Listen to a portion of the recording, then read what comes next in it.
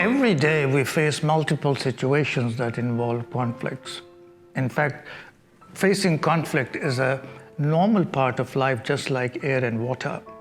Conflicts can occur at home, at work, or in the general community. And I think to learn conflict management is a basic life skill that we all must learn. But tragically, there is no university or school or college that routinely teaches people how to manage conflict. We never learned it from our parents because even our parents were unaware of what conflict management is.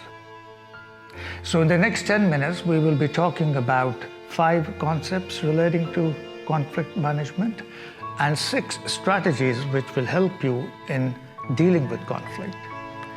I am Dr. Saad Malik. I am Professor of Psychiatry at Shalimar Medical and Dental College. So the first concept is the definition of conflict. What is a conflict? A conflict comprises 3 things. It involves people who are, number 1, dependent on each other. Number 2, who have interests and views which are specific to them and are different from yours. And number 3, they perceive their views as incompatible. So when you have individuals, 2 or more, who have interests or views that are different from you, and number 3, they are incompatible, then you are in a conflict. Number 2 concept is that every relationship is likely to have conflict if it is a healthy relationship. Conflict can be overt or it can be covert. Number 3, please do not assume that a healthy or a happy relationship is one in which there is no conflict. It's a healthy relationship that is bound to have conflicts. The trick is to know how to manage those conflicts. If you are in a relationship where you claim to have no conflicts, then this is likely to be a slave-master relationship where one person is getting his or her way and the other is like a doormat who is given up all the rights that he or she possesses. Number 4, in every conflict, there are 3 parties. You yourself, the other person, and very importantly, number 3 is the relationship. Sadly, we often ignore and do not do enough work to save the third party. We are so invested in our own biases and our own opinions that the third factor, the relationship, often suffers. The next concept is that there are different ways people handle conflict. If you look around, you will realize that each person has a different way of handling conflict or responding to conflict. But basically, there are 4 ways that people commonly respond to conflicts. Number 1 is avoidance response. These are people who do not want to create too much scene, too much fuss, so they avoid getting into a conflict, with the result that the problems that are relating to the conflict keep on accumulating and they keep on avoiding. It's a very unhealthy approach.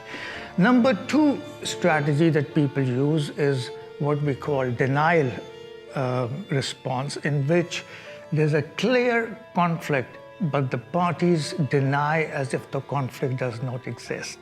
So when you don't accept a situation, the chances of rectifying the situation are minimal.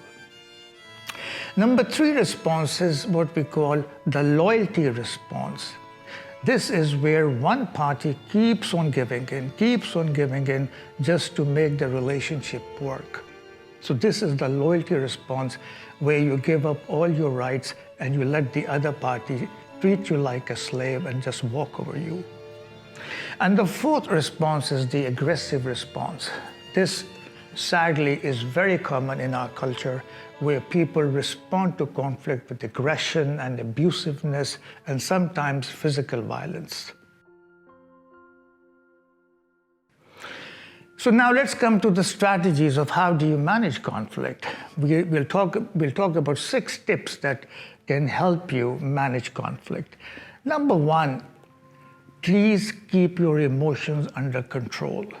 If you are in an angry mood, if you are very anxious, if you feel flustered, manage and handle your emotions before trying to resolve the conflict. As long as you are in an angry mood or in an anxiety mood, the chances are this will blur your decision-making skills and you will not be able to handle conflict. Number 2, start by saying something positive to the other person. This is important because this brings the other person into a positive mood and the chances are the person will become more receptive to the discussion that follows. Number 3, ask what the other person wants. And when the other person says, I want this, ask the person to be specific and precise. Let me give you an example. If the other person says, you don't care about me. Now, this is a very vague and a global statement. Ask that person, what exactly do I need to do to make you feel that I care for you? And this will gradually zero down into a specific act that you need to perform so that the other person feels that you care for him or her. But if you keep the statements as vague, it will go on accumulating into an argument, leading to an argument. The other person will say, you don't care for me. You will say, I care for you. He or she will say, no, you don't care for me. And this gets you nowhere. But if you say, okay, I understand, tell me what do I need to do in a measurable, specific way that will make you feel that I care for you. And in the same tip, number 2, be specific to one conflict. Don't bring all the conflicts from the past into the present situation. Don't spill over all the past garbage that at that time you did not do this, at that time you did not do that.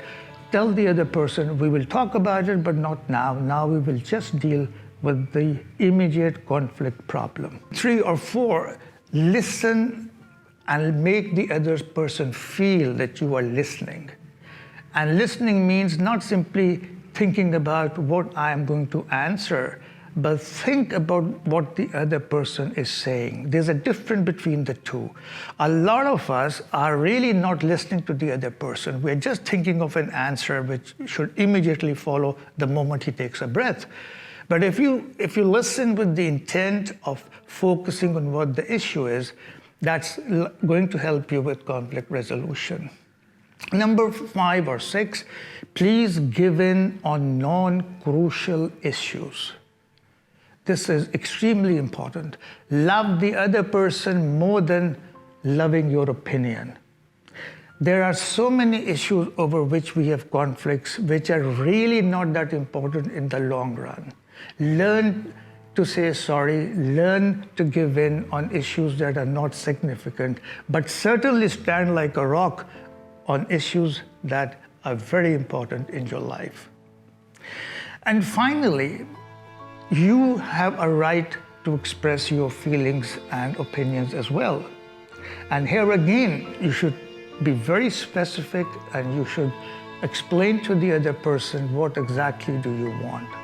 And then again, just don't say that you don't love me or you don't care for me. Say in specific terms, I will appreciate if you do this, because that would make me feel that you love me. Now, these are some of the tips that will help you in resolving conflicts. Please understand, if you are one of those people who avoid conflicts or who are in denial or who are aggressive, conflicts gradually build up and develop a life and energy of their own. And sometimes it just takes a little push and the whole relationship is destroyed. Thank you.